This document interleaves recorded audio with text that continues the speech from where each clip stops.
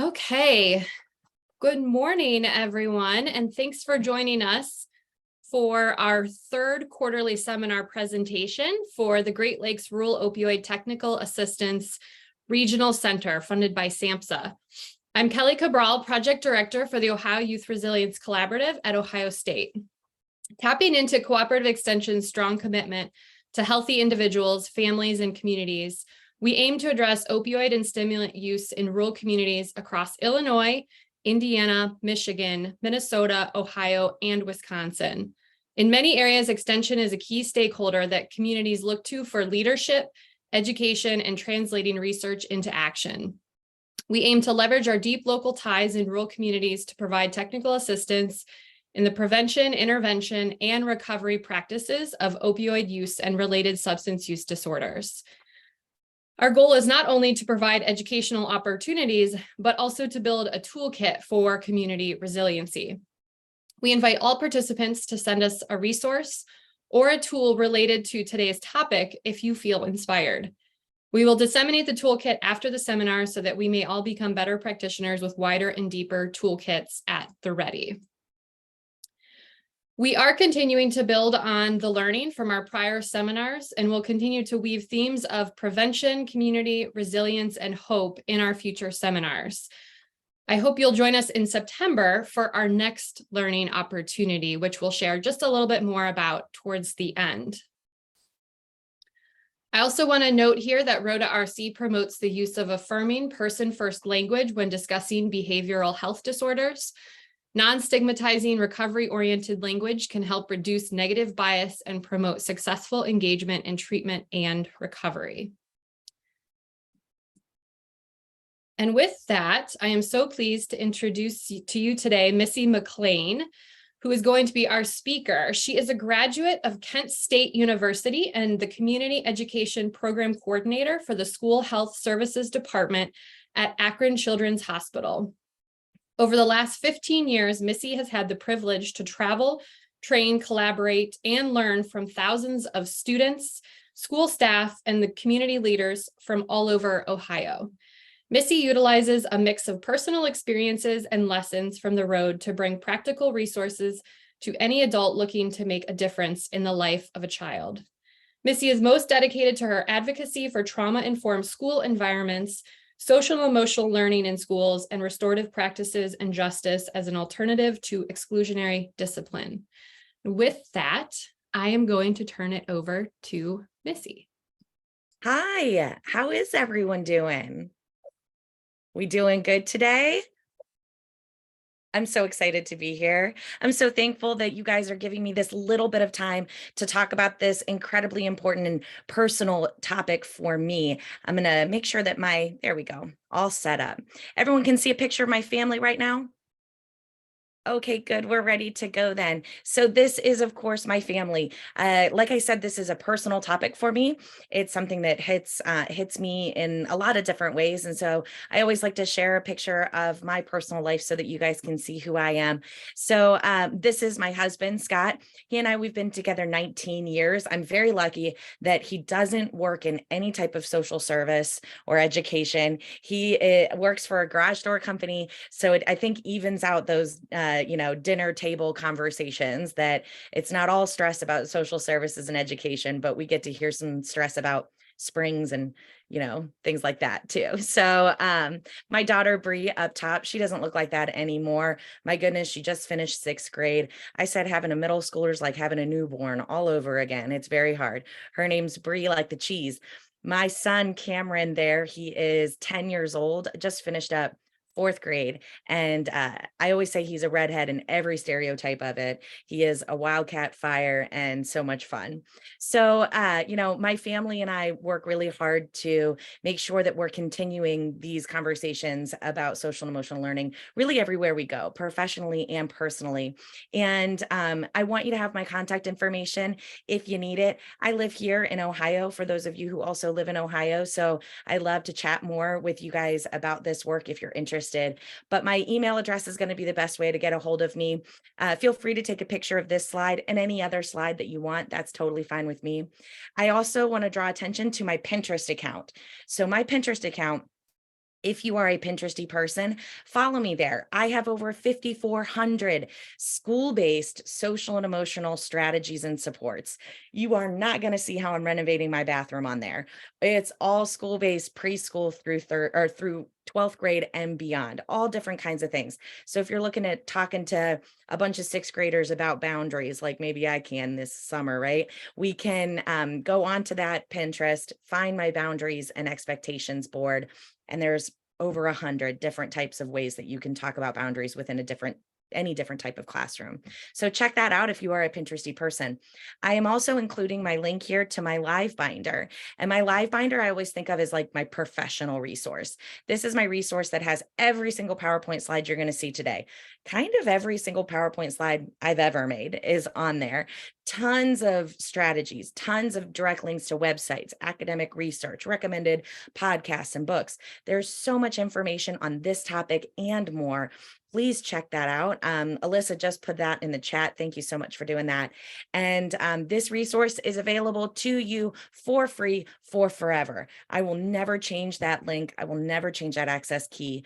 I do continue to add new things to it, so feel free to bookmark it and keep coming back to it as a resource. I have included things on there so that you will use them. So if you see a PowerPoint slide today that you think would be great for an organization or a group of adults that you're working with, please use it. I don't want you to have to reinvent the wheel here. So please take these resources and run with them. All right. So today we're talking about trauma and coping. And like I said, trauma is a personal topic to me. And I think that right now, particularly in schools, it is kind of a trendy topic, right? I've been at Children's now 16 years, and I've seen kind of the trends go by, right, in schools, where a couple of years ago we were really focused on, autism spectrum disorders, and a couple of years before that we were talking about ADHD. And just like ADHD and autism spectrum disorders, trauma has existed long before we started talking about it most recently. And just like ADHD and autism spectrum disorders, trauma will still exist long after we've found the new trendy topic to talk about. And so I worry just a tad that trauma's become so trendy, because I worry, A, that we're going to stop talking about it soon, but B, that I think sometimes it creates this like blanket that covers over children, right? Like, these kids have experienced trauma. Like, it can be explained in one way or managed in one way. And trauma is very different than that. And it's incredibly unique to every single person who experiences it. It's not something that we can kind of check, diagnose. And there is no prescription medication that helps these kids recover. And so when we think about trauma, instead of thinking about it like a blanket that covers over children, I actually like to think about trauma as a brick wall. That there's this brick wall that stands between me and the child. And that brick wall, it gets in the way. It gets in the way of that child building relationships with me. It gets in the way of that child building relationships with friends. It gets in the way of that child learning and growing. It just gets in the way. And I like to think about that brick wall because it helps me understand the variability among kids, that I might be working with two children who've experienced trauma, and one child has a brick wall that's 5 feet tall, and another child has a brick wall that's 15 feet tall. There are going to be really different ways that we may have conversations with that child and ways that we might intervene as well. And so that variability helps me, or that brick wall helps me think about that variability, but it also helps me understand the ever-evolving nature of trauma. Because I think sometimes we get caught in like an idea that we are working with children who have experienced trauma. That's not what we're doing here, because what we're doing is we're working with children who are experiencing trauma. It is a present circumstance for them. And so it's changing for them all the time. And maybe we've walk away from one conversation with a child and we feel like maybe we're just finally starting to connect. We've just finally found the right resources or supports for that child or that family. But then the next time we see them, everything seems different. And we start to doubt our relationship with that family or that child, or we doubt the supports we gave them. But maybe something happened over the weekend that changed that wall from 5 feet tall to 15 feet tall. And now things are different. And it doesn't mean that the relationship that you had the last time is, any less. It's just that it needs more, right? And so when thinking about trauma like that brick wall, it helps me think of all of those different dynamics. And it also helps me start to think about trauma from the building bricks, kind of where it starts. And where trauma starts is in stress. How many of you guys have ever experienced stress before? Anybody? Yes, absolutely. We all experience stress every day of our lives. And I think about my stress as something that lives on a stove dial, right? And that the hotter that stove dial gets, the hotter I get, right? And I know that if I'm at a 1 to 3, I'm getting a little lazy. I'm going to be hanging out, watching Netflix and playing waitress with my kids, right? And they're going to go to the kitchen and get me the ice water and bring it back because they've yet to figure out it's a total scam. When I get to about a 4 to 5 zone, this is a good peak thriving space for me, right? Just enough pressure on to get the job done. But the closer I get to 10, the less I'm able to do stuff, the more mistakes I make, the more things I forget, the more behaviors I say and do things that I later regret, right? We've all been on this spectrum and we can kind of wax and wane through this all throughout our day. And every human experiences this and every child experiences this. And when we go into our stress response system, I know most of us probably have a pretty good understanding of our stress response, but I'm just going to quickly go through it. Because when we are in our stress response system here, right, our brains first perceive either real or just perceived danger. To your brain, it actually does not matter if you are in the car accident on the highway or in the traffic behind it. Your brain goes into the same system. Now, being in the car accident, that makes this feel a little worse because you have compounding stressors like I'm hurt, someone else is hurt, my car is wrecked. But really, when we're looking at this, you're going to go into the same system, whether you are in the car accident or in the traffic behind it. Our brain pushes into this stress response system. So we perceive this danger, and that's followed by a biochemical hormonal response. I know you've heard of cortisol and adrenaline, right? People call those our stress hormones. This is actually 1,600 different combinations of hormones and chemicals. It is a complete upheaval and hijacking of our bodies. And then we go into fight, flight, freeze, fawn, right? We've got all of those F's there now that is our response to that stress. I'll talk more about that on the next slide. And then we go into that homeostasis, which is really just an opportunity to take a big deep breath. Let's go ahead and take a big deep breath together. Let's breathe in and out. Welcome to homeostasis. That's all it is. Right? And when we're running on all 4 cylinders here, stress actually isn't that bad for us. The problem is, though, many of us are faced with so many perceived dangers in our day that we skip right on over that green zone. And so do kids, right? I always think about that kid who's having a rushed morning, right? Running out to the bus stop. Mom's throwing a waffle at his head on the way out, right? He gets on the bus. He's supposed to have this chance to take a nice big deep breath. But someone starts teasing him on the bus. And so he's up, then he's back around. And he gets off the bus. And again, he's supposed to have this chance to take a nice big deep breath.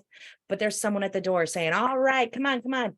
Bell's about to ring. Let's go. Let's get to class. And he's up and he's back around. And he gets to his locker and he realizes he forgot his folder and he's up and he's back around and he gets stuck in this red zone over and over and over again. And this is when stress becomes really dangerous for our bodies and our brains.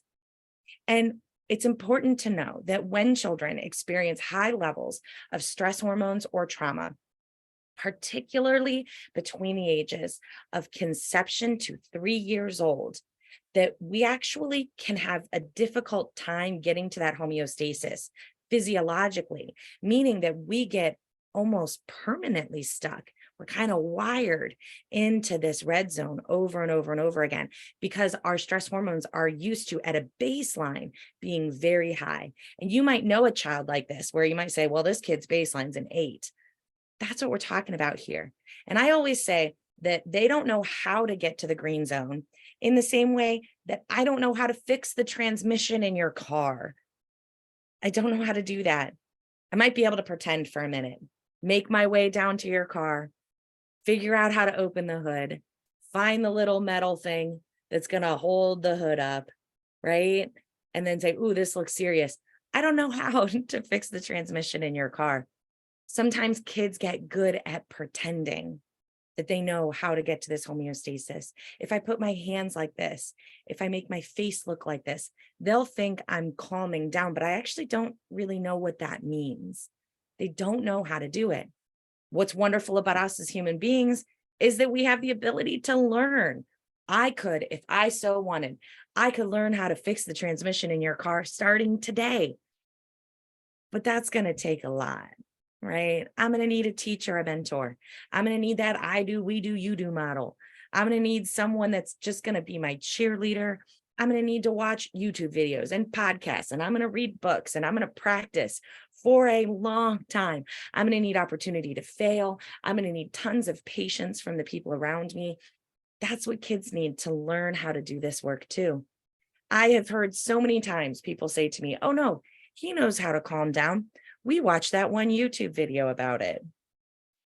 YouTube is a great piece to the informal education, but I know, well, at least I hope, that you would not let me anywhere near your car if I said, I could fix your transmission. I watched that one YouTube video about it. You would know right away, oh, she don't know how to fix transmissions. It takes a lot more than that. So kids have the ability to learn. But if we aren't really thinking about teaching them that in the way that we would teach anything else, they get stuck in this red zone over and over. And as I said, this is when it becomes especially dangerous for our brains and our bodies. This is the most sciencey page I'm going to give you today. This is our big, beautiful, adaptable brain. And when we go into our stress response system, we're primarily, to simplify, functioning out of three main brain parts. So I like to think of these brain parts as people, because to personify them help me better understand how they work. So let's say that I get into traffic on my way to work, right? So my brain sees this perceived danger of traffic, right? My brain sees the red brake lights of traffic up ahead on the highway. The very first part of my brain that comes into action is my amygdala. So I like to think of my amygdala as a first responder, right? Uniformed. So my first responder amygdala, she sees those red brake lights of traffic and she says, toot, toot, toot, toot, toot, there's danger. And that's her whole job. That signals over then to my hypothalamus. And I like to think of my hypothalamus as a personal trainer at the gym. At least I hear they have them there. That's my corny joke for the day. But my hypothalamus, I think of her as a personal trainer at the gym, because it's her job to send signals down to my adrenal glands above my kidneys, shoot out that cortisol, shoot out that adrenaline. It's her job to get my heart rate up, right? It's her job to increase my respiratory rate. Really, it's her job to rev me up to that 10 heat, just in case I have to run or fight something. So my brain sees the red brake lights of traffic up ahead. And my amygdala says, toot, toot, toot, toot, toot, there's danger. And my hypothalamus says, all right, Missy, let's get that body ready. Cortisol go, adrenaline go, breathing, heart rate go, go, go. Revs me up to a 10, just in case I have to run or fight. Then that signals over to my hippocampus. And I like to imagine my hippocampus as a secretary. And I imagine that she has this filing cabinet, and that when she opens it, it's like, just like the biggest filing cabinet you could ever imagine. And it is jam stuffed with files. So the reason I think of her this way is it's my hippocampus's job to store all of my memories that have emotional components. So all those boring days you drive to work and nothing particularly new happens, that does not get stored here. But all the times that someone made you laugh, someone made you cry, you felt nervous, overwhelmed, scared, excited, all of those emotional-based memories create files within this filing cabinet. And what my hippocampus does with that information is she actually helps guide my fight, flight, freeze response today based on past experience. So this is crazy, because our hippocampus actually has the ability to start storing files long before we are capable of building cognitive memory. That means that you have hundreds of thousands, if not millions of files inside this hippocampus that guide your actions today that you have zero memory of. You have no memory of the event itself, but that hippocampus's job is to guide my response today. And each and every one of us have a wholly unique set of files inside that filing cabinet. So two people and faced with the same stimulus can react in vastly different ways. So this process is so fast, lightning fast. It has to be fast to save your life, right? It's not like you're about to fall down the stairs and you think, well, I should probably grab on to the banister. Right? No, you don't think it, you don't process it. It's so fast, it has to save your life. But because it's so fast, it frequently misfires, right? Your brain is like, better safe than sorry. So it misfires all the time. And we very rarely have control over it. Have you guys ever been watching a spooky movie and you get that jump scare? Have you ever had that? That's a misfire of your stress response system. Have you ever known that that jump scare is coming and it still happens?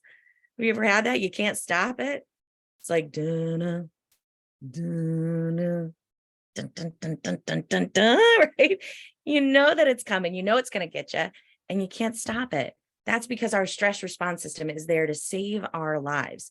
So it happens so quickly that we don't process it. It misfires all the time and we can't really control it. And like I said, based on your individual set of files, our response might be different. Let's say that you and me, we're watching Jaws together and I see the shark come up out of the water and my response is, oh, got me.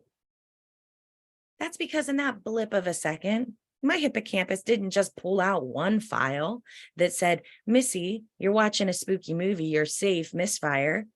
No, in that blip of a moment, my hippocampus pulled out thousands of files of me watching spooky movies with my mom as a kid, files of me at haunted houses, laughing, having fun, files of kids around the corner, boo, me laughing and having fun. And in this blip of a second, my hippocampus says, not only are you safe, but you actually kind of like this thing, laugh. And so that's my response. But now, as I said, you're watching Jaws with me and your reaction's really different than mine, so much so that I don't understand it. I might try to problem solve or be rational with you, but none of that will matter because when you see the shark come up out of the water, your hippocampus, it doesn't pull out files on spooky movies and haunted houses. No, your hippocampus pulls out all the files, the thousands of files that you put in there when you were 10 years old and you were bit by a shark. I could try and be rational there and say, well, I mean, this is Jaws. It doesn't even really look like a real shark. Or I might try to problem solve and say, hey, we're sitting in my living room and we're not in the water and you're safe. But none of that will matter because your brain knows one thing for sure. And that is that sharks are dangerous and it will act accordingly. And we don't have a whole lot of control over that. Now, there's something to be said about the skill that we can build of getting a gut reaction to something and choosing a different action. But that is a skill that takes a very long time to even get decent at. I don't know that I know anybody who's good at it, but I do know lots of adults who don't have that skill at all, right? And so kids are still working to build this. So when we get stuck in this system over and over and over again, we really literally are living in our limbic brain or the limbic system of our brain. Now, the limbic system of our brain is a complete wild animal. It's absolutely insane.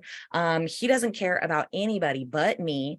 He frequently says and does stuff that I later regret, right? And so I like to think of my wild animal limbic brain as Animal the Muppet, because to Muppet-ify these help me better understand how they work, right?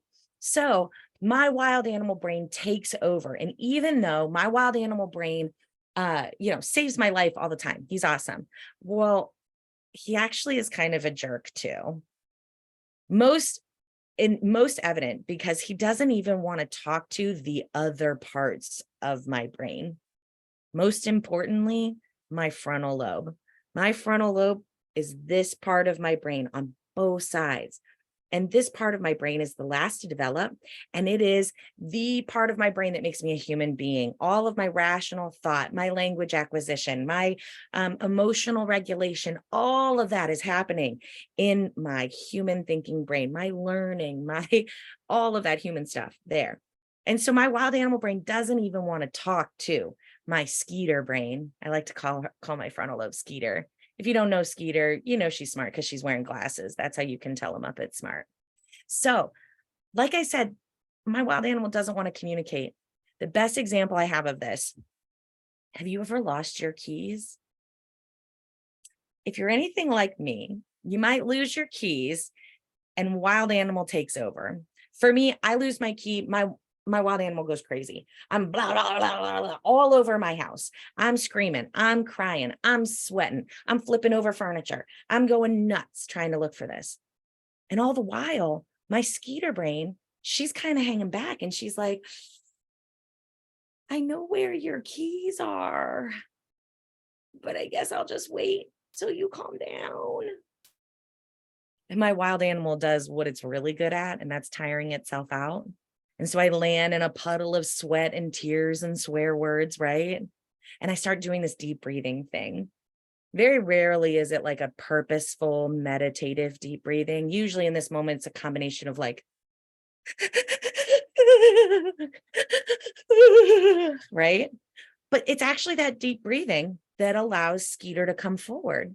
And now all of a sudden, Skeeter says, oh, honey, your keys, they've been hanging right here this whole time. My wild animal says, what? I looked there twice. And Skeeter says, I know, baby, you don't see very well. And my wild animal says, what? And Skeeter says, I know, baby, you don't listen very well either. You need me for all of that work. So what does this mean for us? Those of us who advocate and work with children, every child that we ever come in contact with has an active stress response system that will range from 1 to 10 all day, every day. Every child will have their stress response system frequently misfired, right? And they will have to cope either way. But what makes experiencing trauma different? It's all about that set of files in that filing cabinet. Because if I have a filing cabinet that is chock full of sad and scary files, my stress response system will be highly activated, just like everyone else. It will frequently misfire, just like everyone else. It will be so fast that I won't be able to process it or really control it, just like everyone else. But what makes me different is that the files that get pulled will lead me to misinterpret situations as real danger where there is none. And I will act accordingly. And other people may not understand, and other people may not know how to respond, but it won't change the fact that what's happening inside my brain is a reminder or trigger of something incredibly scary. So when we're looking at what moves stress into traumatic stress, we're talking about that prolonged stuckedness in that red zone, that constant activation of that stress response system, and that chock full filing cabinet of sad and scary events, or maybe just a really heavy set of files that maybe it only happened over a few days or even one day, but it's so heavy that my brain keeps going back to it. It's also a combination of that stress response system and a lack of positive adult buffering.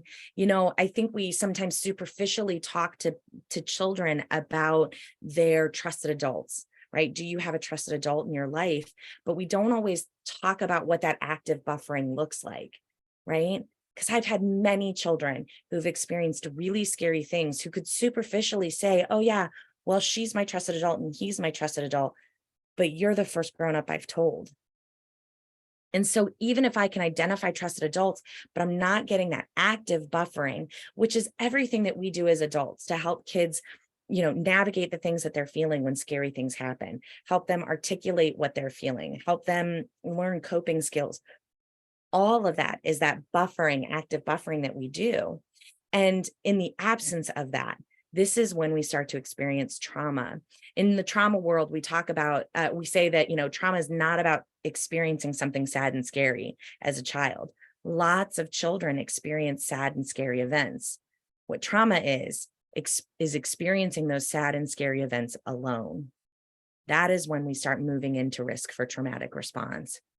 So it's a combination of the stress response system and also an absence of that adult buffering, but it's also a unique individual perception that not, one trauma to one person might not be trauma to another person. I always think about this as a car accident trauma. Yes and no, right? If we have a family where there's a mom driving and a 17-year-old in the front passenger and a 6-year-old on the tablet in the back driver, mom goes through the intersection, someone reds the red light and hits the passenger side door. Well, we have to think about some of the actual perception differences, the visual and auditory stimulus, right? What did that 17-year-old see and hear that was different than the 6-year-old who may not have looked up from the tablet until it was all over? But then also think developmentally. What did that 17-year-old understand or know developmentally that that 6-year-old didn't? And when you look at this overall experience, this is the exact same event, exact assumed adult buffering. One child's doing just fine and another child's having a harder time. This unique perception plays a huge role in that. And we talk about commonalities around trauma based on the way that people are exposed to trauma and the duration in which they're exposed. Kids are, experiencing direct traumas. It's my house that caught on fire. I'm the one who's getting hurt at home. My mom's in jail. They're witnessing trauma. I'm witnessing violence in my community or in my home, or even learning of trauma happening to a loved one. If I know that my grandfather was killed in a car accident, it might impact the way I feel or behave at school when we line up for buses.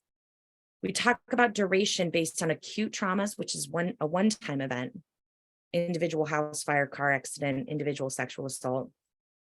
Chronic traumas, which are traumas that are experienced over a duration of time, witnessing domestic violence, experiencing abuse. And then we talk about kids who experience complex trauma. And complex trauma is where we really truly know that the highest level of risk for negative health outcomes and the more lifelong those risks exist is with complex trauma. And I think of complex trauma as a stacking of traumas, right? That we might know a child who's experiencing the chronic direct impact trauma of neglect in their home. Maybe they're also experiencing the chronic witnessing trauma of witnessing drug abuse in their home. And then they experience an acute witnessing trauma of witnessing a parent be arrested. And now they're experiencing a chronic direct trauma of having an incarcerated parent. So now this child has 4 traumas stacked up against them. And that really becomes when the effects seem to grow exponentially, the higher that stack gets. And physically, this is a physical experience for kids. Frequent physical ailments. I always think about where I'm at in that 8 to 10 zone of stress, right? When you get those headaches and tummy aches and trouble with digestion and rapid heartbeat and irritability and exhaustion when you're in those stressed weeks. Well, if they're stuck in that red zone all the time, this is a very physical experience for them, and not just at the surface level, but neurologically as well. This was research that was done by the Center for Disease Control. And what this shows us is 2 PET scan images that show function and structure. And this is 2 PET scan images of 2 3-year-old children. And 1 3-year-old child here on the left, this is a healthy, typical 3-year-old. These are top-down images, and you can see at the top above those circles, this is that human thinking brain, right? And you can see on the right, this is that red hot action of the 3-year-old sponge of a brain we understand. She's learning colors, shapes, and, all different kinds of beginning emotional regulation. But then our child on the right, there's some differences. And this child, she was taken from a Romanian orphanage, and she experienced abuse, neglect, and hunger. These kiddos, they're going to walk into kindergarten on the first day, same day. They're going to have really different needs. Now, what's wonderful about our brains is that our brains have the capacity to heal, just like our skin. And so we can actually regenerate and reconnect neuro and synaptic strength. You've seen this probably before in folks who've had traumatic brain injury or some like a stroke, where they relearn how to write or walk or talk. That is healing of brains. And what's amazing about this healing is that it doesn't take a pill and it doesn't take a surgery to heal brains. It takes positive adult buffering relationships. I mean, that's what we're really good at, right? When we work with young people as advocates, it's like our superpower, connecting with kids and making positive relationships. And we're getting them at this time when they're most effective at healing, right? There's a big difference between breaking my leg at 75 versus 7, right? So we have this window of opportunity when kids are really effective healers. And we come with the specific talents required to do that healing and connection. But I know that sometimes children who present, like our child here on the right, that comes with behaviors that make it difficult to connect with them. And, out of good intentions, we might say, well, I wasn't able to connect with them. Maybe you can. And that child kind of gets passed from one grown up to the next, never really getting the healing they need. And this starts to play out for them in school. They struggle academically. They can struggle with attention. They can struggle with test taking. There are frequent overdiagnoses of ADHD and ODD in relation to trauma. I have way more information on that on my live binder if you're interested in those comparisons. But cognitively, these kids can have very different needs. Emotionally, we can see differences for kids who experience trauma. First off, they can come with a very limited emotional vocabulary. And when I can only articulate using happy, sad, and mad, I'm not really able to get my needs met. And if I'm not able to get my needs met, my behavior is liable to go up to that 15, really any of us. But kids who struggle emotionally, they can also struggle with the regulation piece. And that is the idea that, most of us can kind of hang in that 4 to 7 zone unless something extraordinary happens. But these kiddos can kind of fluctuate more frequently and more drastically. And I'll hear folks say things like, oh, well, she has 2 speeds. She's either crazy or asleep. Well, to me, that's an emotional regulation question, not a behavior question, right? And that what we're talking about is that green zone, that homeostasis. And just like you couldn't detention me into knowing how to fix the transmission in your car, we can't detention children into knowing how to maintain that level of green zone, right? And so it's through that teaching and practice that we look at that regulation piece. So it affects us physically, neurologically, cognitively, emotionally, and it affects us socially. And I think on one side, we talk a lot about kids who self-isolate and who self-withdraw from the community, have a hard time connecting with peers and adults. And that's certainly one way that this can play out for kids who experience trauma. But I always want to give voice to the other side of this coin. That's because that was me. So I am a child of trauma. And I was incredibly outgoing my entire life, right? I was always talking. I was always telling jokes. I was always wild and crazy. I was a cheerleader my whole school career. My senior year in high school, I graduated with like 450 some kids. And my senior superlative was most outgoing, right? I knew everyone. And I think had any of the adults in my life been asked, well, how's Missy doing socially? I think they would have said, well, I mean, of all the things, I feel like she's doing good there. But I think had any of them taken one step in, had they pulled one layer back, I think they would have recognized pretty quickly that I wasn't authentically, genuinely connecting with anyone. Sometimes when we experience trauma, we get very good at this performance of everything's just fine. I knew everyone. No one knew me, right? And in hindsight, I'm looking back on my life and I see all these kids getting interventions for relationship building, right? But no one ever gave them to me because they didn't think I needed them. but I still struggle to this day making genuine, authentic relationships with people. So I'm not saying that every outgoing kid you've ever met has experienced anything sad and scary, but it is worth that step in to see how are those relationships building and could we provide more support? Because when we experience trauma, it impacts us physically, neurologically, cognitively, emotionally, socially, and then it impacts the ways that we begin to cope. And I know that you guys are really familiar with this lane. And to me, I feel like schools where I do most of my work, we struggle with recognizing these things as coping, right? And we put up things like don't vape.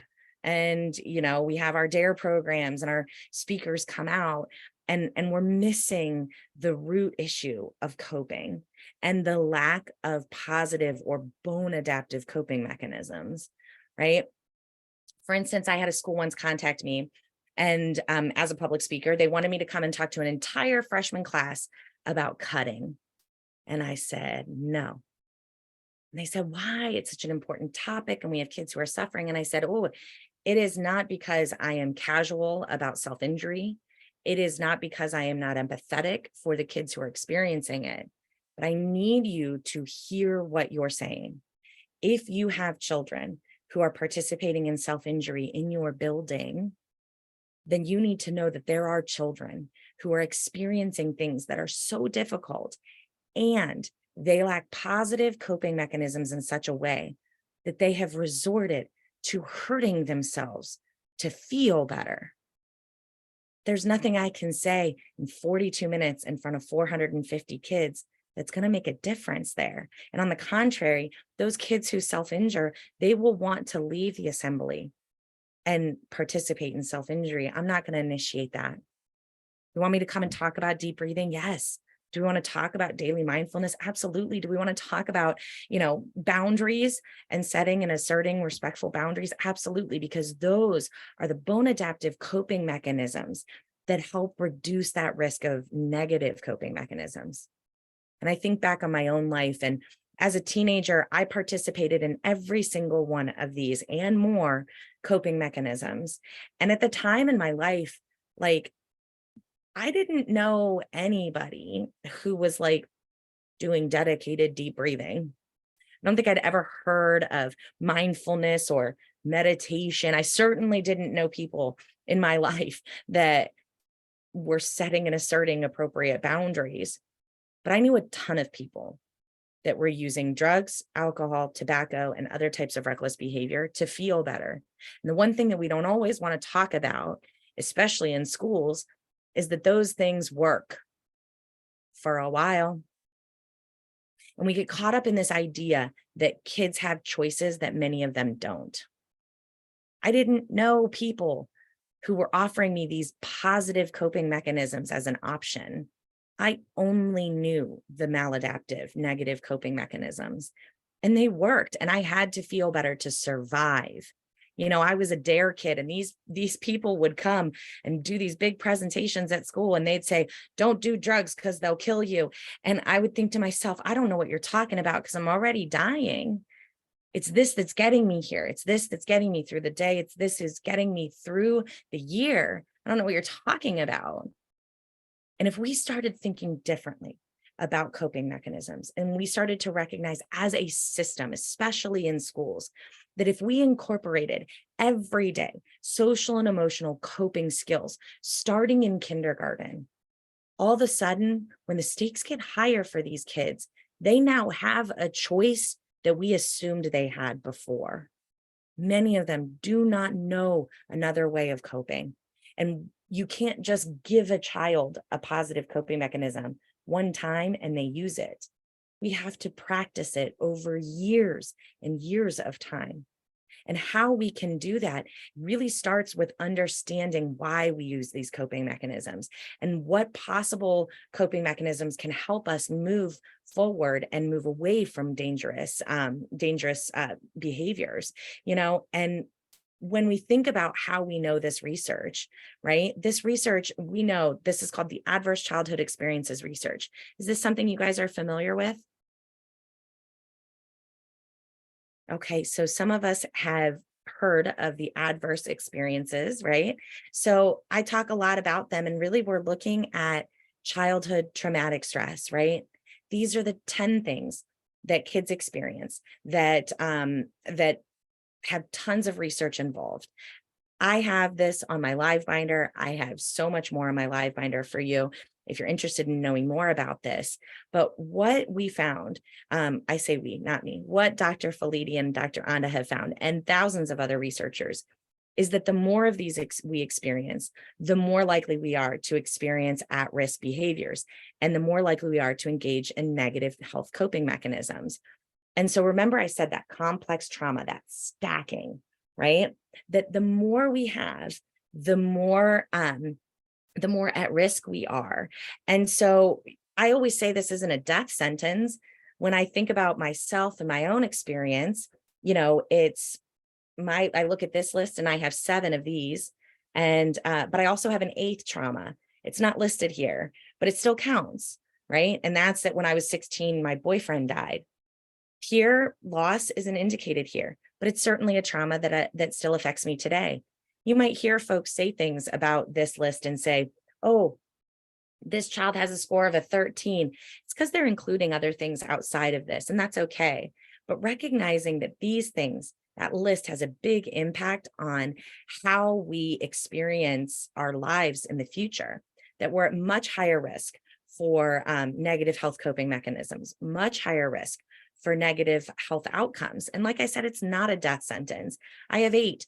I currently feel okay, right? I have college degrees. I, have a great job. I own a home. I am happily married, at least on my end, right? It's not necessarily all about that stack of things against me, right? There were a lot of things stacked up that put me at risk, but I can look back on my life and I can see all of the grown-ups in my life that were stacking up this huge stack of prevention, right? Of protective and resilience factors that were set up like a little army to protect me from this risk. So it's so much less about what this number is and so much more about what this protective stack needs to be, right? Because this isn't the end of the story for a child, it's just part of it. And recognizing that when we experience trauma, I am at a much higher rate, particularly if I'm experiencing a stack of 4 or more. So if I have a stack of 4 or more, I might experience, 4 is, 6 times more likely. Actually, I think it's 7 now. I can't see my slides.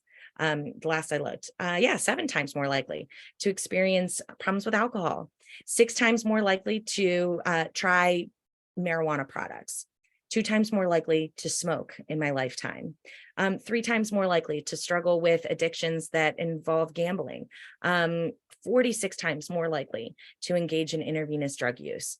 And I am 1,200% more likely at a score of 4 than a 3 to attempt suicide in my lifetime. This risk skyrockets.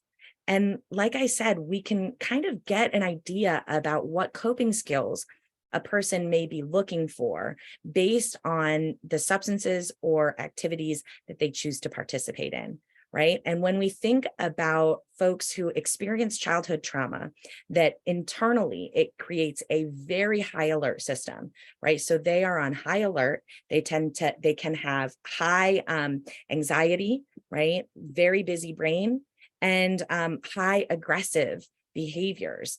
And so when trauma puts me in a place when I feel that way, I might start to seek out substances that will help me feel calmer, that will help me feel quiet, that will help me get to sleep, right?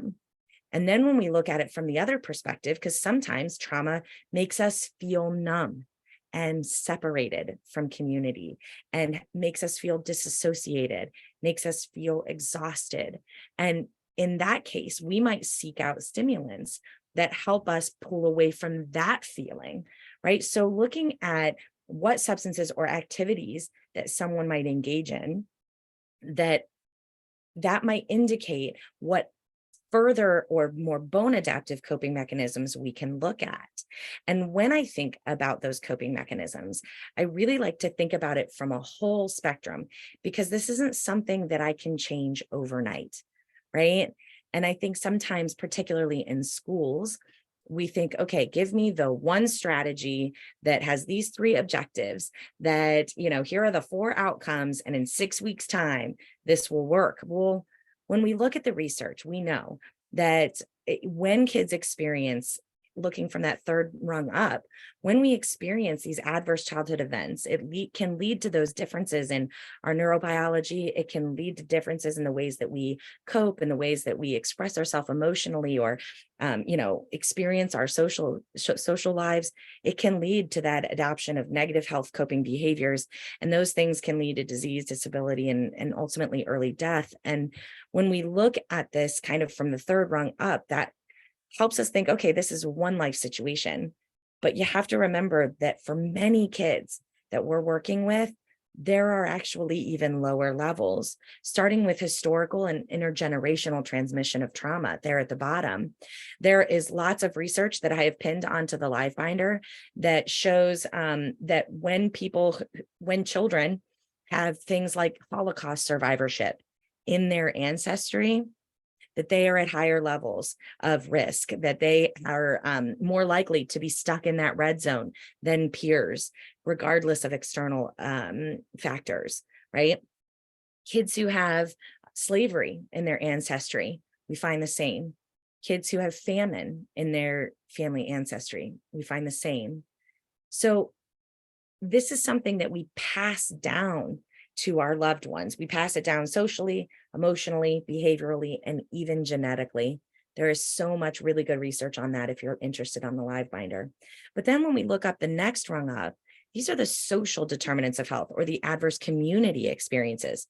So now we're just talking about the sheer luck of being born during a pandemic, right?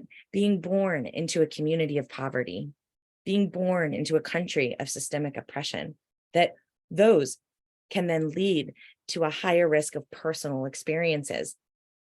So for me, there's so much on this page, but I like to think of this in my mind when I'm trying to measure my own expectations, right? Because like I said, we might want something that's going to work like that. It's going to change this behavior, that's going to change everything for that child or that family like that. But when we really look at it, we're working with kids, some of whom have experienced things that are so difficult that it's going to impact every part of their lives, possibly for their shortened lives. And for many of them, this is generations in the making. This isn't something that we can turn around overnight, but we do have pathways that we can follow. But I will say that this is very difficult work that can be very exhausting. But one day I had an epiphany, really tough day I was having. And I was really nervous about, how can I move forward in the work that I'm doing? And I feel like I'm not really effective. And this epiphany moment happened to me in a public restroom. And this is a true story. I was sitting, as you do, in a public restroom, and in front of me on the door, right, there was a flyer, and it said this: when a flower won't bloom in your garden, you enrich the soil, not change the flower, right? When a flower won't bloom in your garden, you enrich the soil, not change the flower. This changed everything for me, because I had been really focused on flower interventions, right? What can I give this kid? What can I give this family that will help them change? But all of a sudden things changed for me. I started to think about, okay, what do I need to do differently? Because my soil may not be rich in that specific example. And I know that sometimes I come out of nowhere and, I say, oh, hey, we're going to enrich the soil. And that can be very scary because you don't know me from anybody. You're like, what are you saying? My soil's not rich?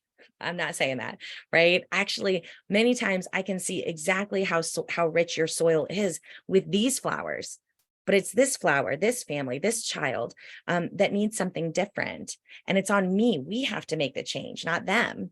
And, because I know that I would never call an orchid bad because it doesn't grow the way the dandelions do. It's just different. And we need to do different things. And when we look at how we do this in schools in particular, we're looking at a tiered support system for families and for kids, right? That this isn't just about teaching one child how to deep breathe or one child about mindfulness or setting boundaries. This is about creating consistent, everyday environments in which we are already deep breathing all day long, and things that we're already practicing, like brain breaks with mindfulness. And we're already talking about emotional literacy and giving kids opportunities multiple times a day to express how they're feeling, and using a variety of different words. That we are addressing this problem from the lowest soil level that we can. And just speaking from personal experience, and I don't know how many of you guys are working in classroom environments or just in community environments, we have skipped over this for a really long time. And we are expecting children to work like little machines and not have any problems, any questions, or step out of line in any way. And that's incredibly difficult for any humans to do. And so when I look at how we build this over time, we look at our environment. How do we build schedules? How do we build safe spaces? How do we build our office in a way that is welcoming when families come in?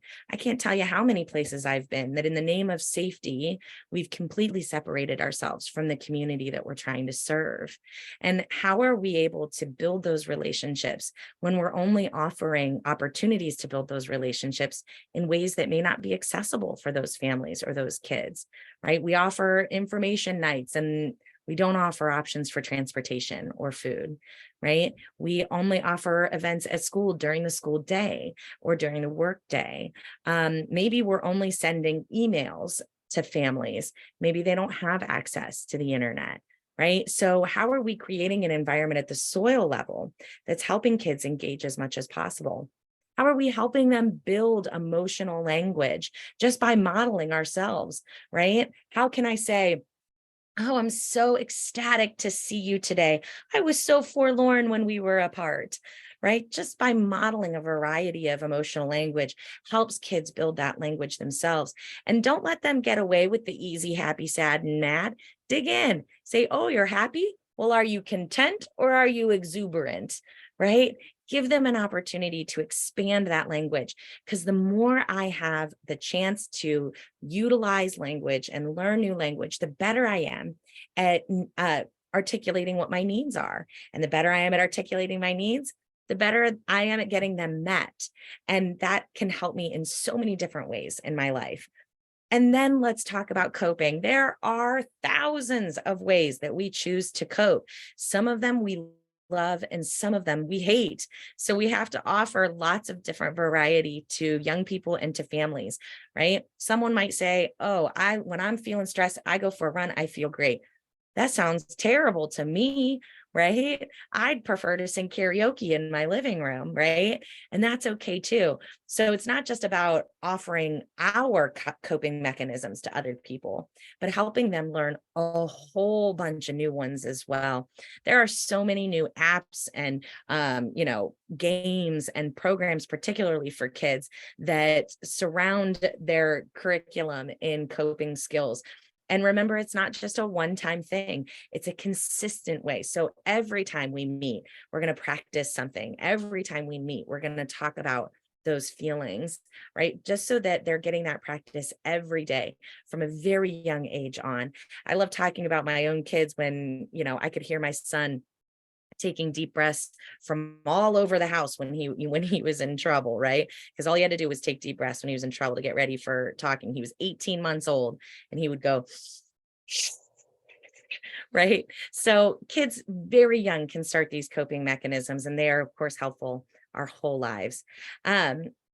We can look at the ways that our relationships are built with them. Are they getting engaged, and do they feel like people care about them? Do they feel like they have control over something in their lives, some type of power in their lives? Do they feel like they're being challenged both academically, emotionally, athletically, artistically?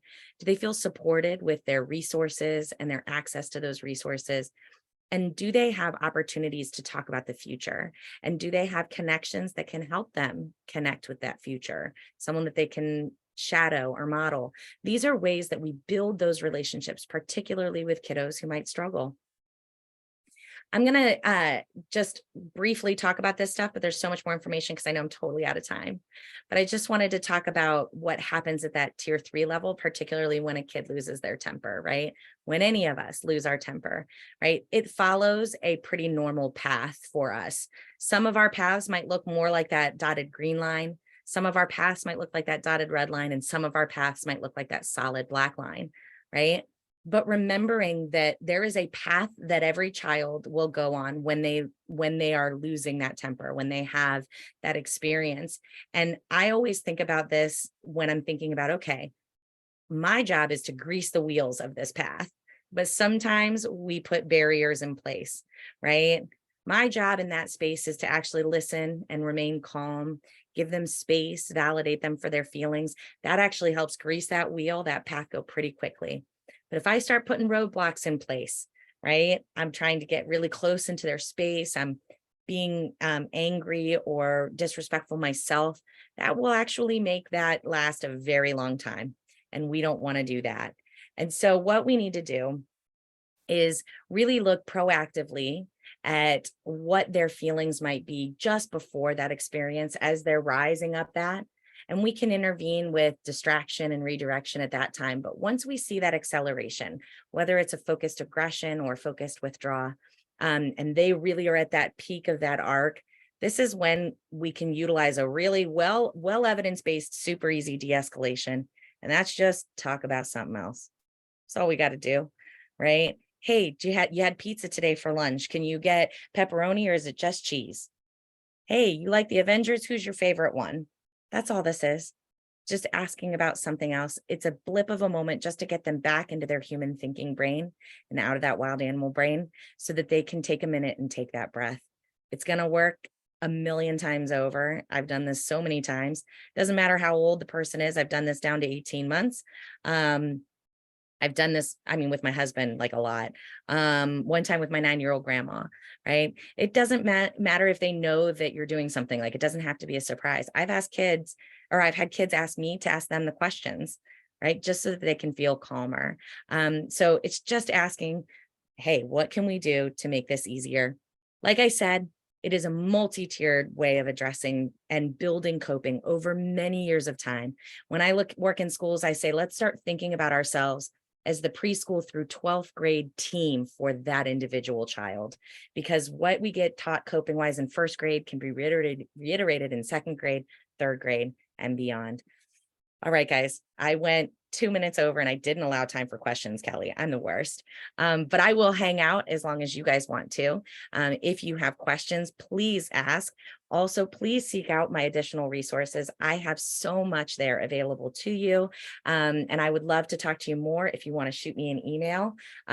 This exit ticket is just for me. I'm the only one who reads it. It has nothing to do with your organization. So you do not have to do it, but I always want to have an option just in case you want to.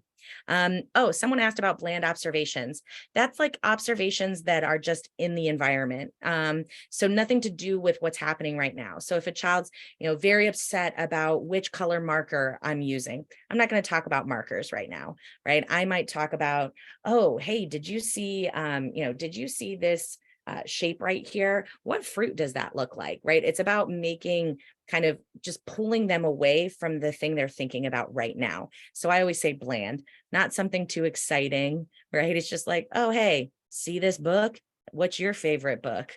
Kind of thing.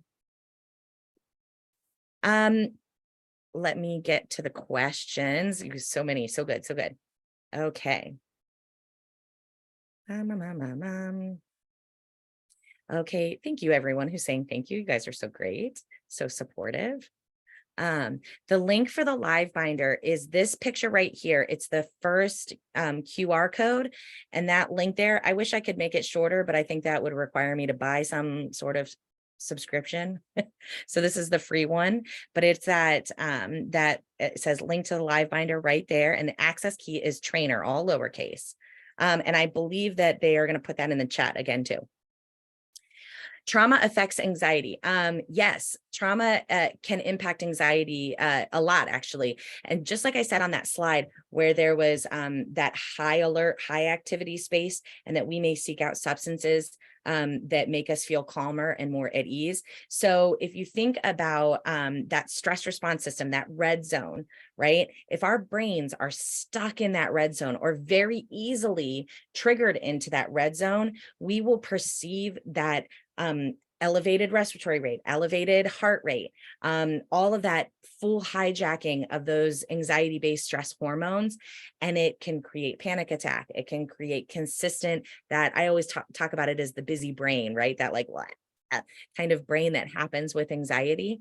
And so it can absolutely create anxiety for us. Now, depending on the type of trauma that you've experienced, it can have an impact on anxiety specific to social interaction, but that also can just be, I mean, it depends on what the social interaction is rooted in as well. Is the rooting of social anxiety in the idea that I struggle with, even one-to-one communication, or is it the noise and the loudness and if I'm in a large group? I think it depends on the social anxiety, but it certainly can have an impact on that based on the trauma that they've experienced. Kelly shared that we do have a recording. The toolkit and evaluation is coming in the next week, which is great. I wish your coworkers were here too. I'm glad that you found it valuable. Once you are in the live binder, what is the title of the presentation? So if you go into the live binder and then you have, it's under Intro to Trauma, I believe, and then it's the most updated trauma. There might also be a copy of it in my trauma and addiction space. I can go on to that and find that out. Amy, thank you. So if you're looking at, large groups, that might be, you might be looking at noise, lights, lots of different sensory stuff that's happening.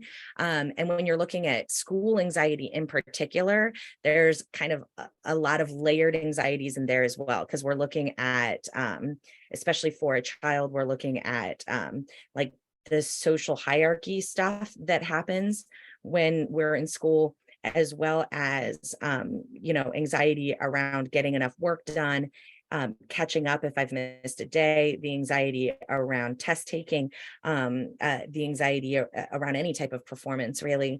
And it can be, so some children experience anxiety separate from like what we would consider like anxiety disorder, where there's like anxiety that's specific to school.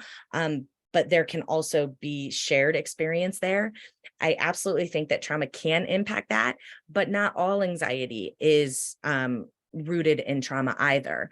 So that's why I was talking about, there's some really wonderful on my live binder and on my Pinterest as well, some Venn diagrams that kind of show some of the shared experiences of those who experience things like anxiety and trauma, or things like ADHD and trauma, right? So that might be helpful for you. But if there's not a known trauma that you know of, it doesn't mean that there's some secret trauma that you haven't learned yet, that has caused this. In many cases, there is no trauma, and there's just anxiety, but in some cases there are. Okay, so on the live binder, I hope that they were able, oh, you're welcome. I'm hoping that they were able to find that, and I'm like trying to figure out. Again, like I've already said, it's kind of, sometimes it's a really big resource and it can feel a little bit like the matrix of my mind. Can we will you be able to, is it okay with you if we share the PowerPoint out when we share the other materials? So we can do that. We can do that makes as it well. so much easier. Thank you so much. That would be perfect. Okay. Because I do believe it's the last one that I put on the Intro to Trauma, but I also think I added it to the addictions tab as well. Okay, I am going to really quick, if you're still looking at some things and answering questions, I'm just going to hop over to stop share so I know you can do yours. Okay, let's see.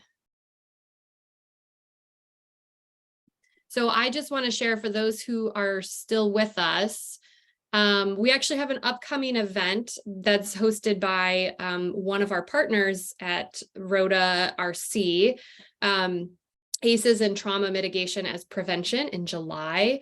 You can visit our events page on our website, and you can register for those. And then also you can view all of our past presentations from all of the states that are doing these regional events. There's a ton there. So please go through and visit that as well, our past but not forgotten events. And then we will have another seminar here in September. We're solidifying the information for that. So you are welcome to join our mailing list so you can get updates from our whole group regarding any upcoming events that we are hosting, and then as well as our partner events. And we did put those in the chat as well. And then I will also just say we have a brief survey for you here. Alyssa did put that in the chat as well. So if you have time, again, we'll send all of that out with our follow-up email. So we'll send a recording, we will send a evaluation link, and then the toolkit, and we'll include Missy's presentation with that as well. So if anyone missed it that you want to share, please feel free to do so. All right, with that, if anyone wants to stick around for a few more questions, I think we probably have some time to do so. If Missy's willing to hang out with us for a little bit, but otherwise, have a wonderful day, everyone. Thanks for joining us. Bye. Thank you so much.